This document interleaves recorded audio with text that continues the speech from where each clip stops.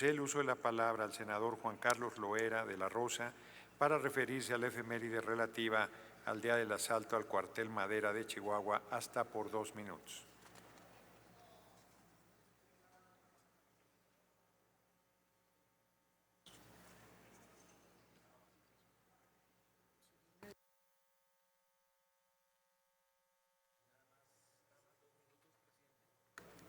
¿Cuánto?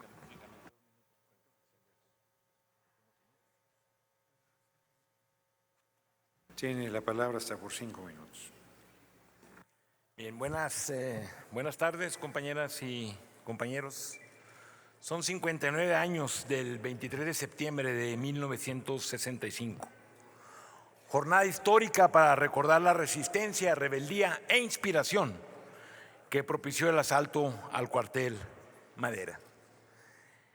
Este hecho, llevado a cabo por dirigentes y militantes de organizaciones campesinas de la Sierra de Chihuahua, inconformes con la represión y los despojos cometidos por caciques y empresas madereras que acaparaban predios y continuaban con la tala de bosques.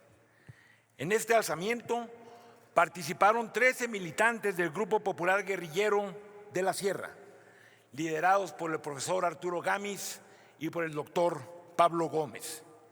Durante el enfrentamiento murieron 8 insurrectos y 5 sobrevivieron.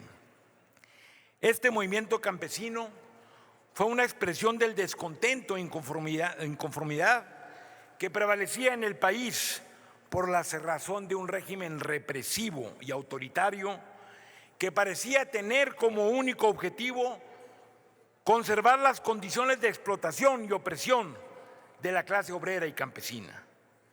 En Chihuahua, miles de ciudadanos progresistas se quedaron helados ante la represión y las expresiones violentas del gobernador Práxedes Giner Durán, quien con una hazaña sin límites ordenó la exhibición pública de los cadáveres de los jóvenes para luego enterrarlos en una fosa común.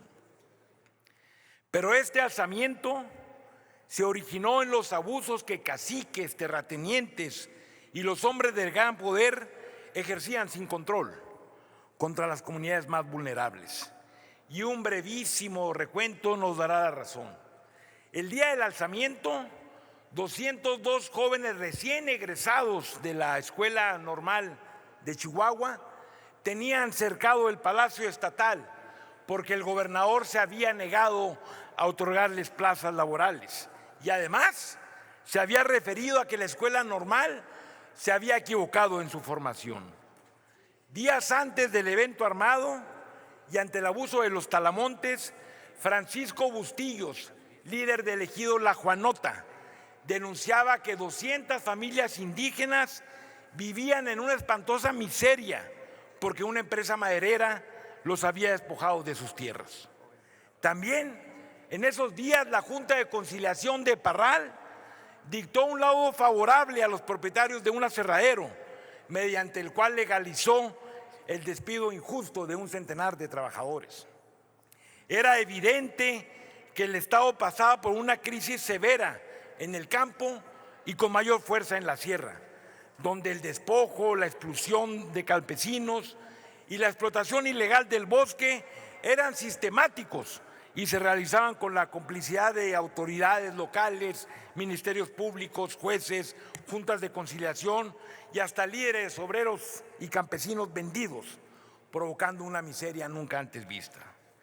Era tal el descontento frente a la complicidad del gobierno local con los terratenientes que en ese momento también se anunció la llegada de una brigada encabezada por el subprocurador general de la República para investigar y procesar a quienes hayan violentado las leyes forestales. Pero eso no era todo.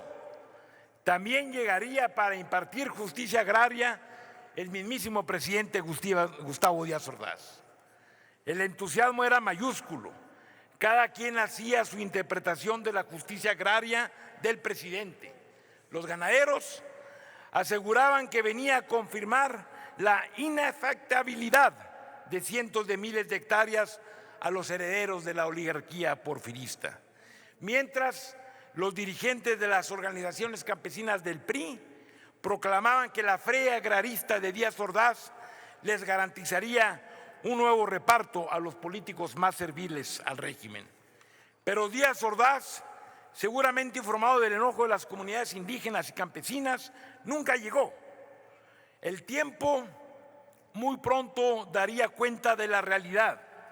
A principios de los años 70, el gobernador Óscar Flores, además de abogado, ganadero, también personaje eminente de la élite de grandes propietarios, ordenó un mapeo de la propiedad agraria del Estado, resultando un paisaje mayormente teñido de propiedades privadas, mostrando la evidencia de que 60 años de revolución y reparto agrario de poco habían servido para acabar con los latifundios y más allá de los abusos de sus propietarios. Era más claro que nunca las voces de Villa, Cárdenas, concluyo, presidente, Socorro Rivera, Arturo Gámez y Pablo Gómez yacía sepulta junto a sus cuerpos, mientras el poder de los terratenientes seguía campeando por todo Chihuahua. El 23 de septiembre se trata de una fecha esencial para comprender nuestra historia lejana e inmediata y desde luego nuestro presente, porque hoy como nunca la sociedad mexicana, acaso inspirada en los ideales de estos jóvenes, está comprometida con una transformación estructural de nuestro México, que debe comprender una reforma de sus vestiduras formales y del cuerpo mismo de su organización económica y social. Es cuanto, presidente. Le agradezco mucho al senador Juan Carlos Loera de la Rosa, además el obsequio del libro Madera Rebelde, Movimiento Agrario y Guerrilla. Tiene el uso de la